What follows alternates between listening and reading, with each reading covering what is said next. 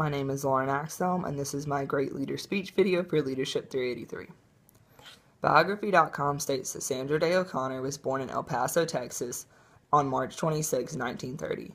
She grew up in Arizona on her family's ranch, where she helped out with maintaining the ranch grounds and the animals. Her bachelor's degree was in economics from Stanford, where she also attended law school. She went on to work in California as a lawyer and later was nominated to the Arizona State Senate, then worked on the Arizona Court of Appeals.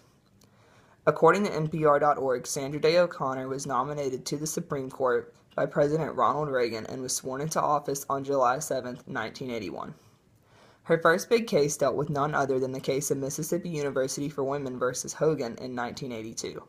Encyclopedia.com says that Joe Hogan was denied entrance to the university's nursing school's four-year program on the basis that he was male and only females were allowed into the program, although men could attend classes at the university but not receive credit for it. MUW fought back, saying that the female-only nursing program was an, quote, affirmative action program, end quote, which was giving special treatment to those who had been discriminated against in the past, which in this case would be women.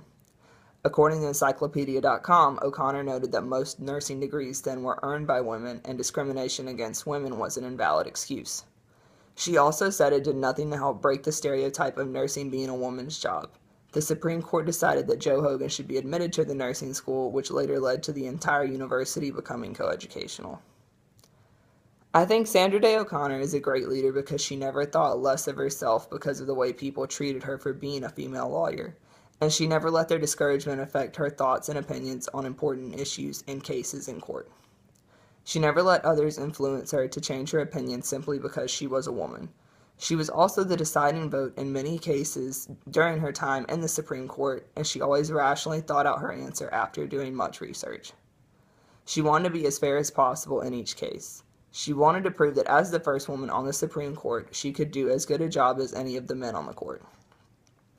One specific struggle she overcame was the trouble of being hired once she graduated from law school. According to NPR.org, she applied to, quote, 40 firms asking for an interview. They said, quote, we don't hire women, end quote. Biography.com says she worked for the county attorney in San Mateo, California, without being paid so she could gain experience and prove her abilities as a lawyer.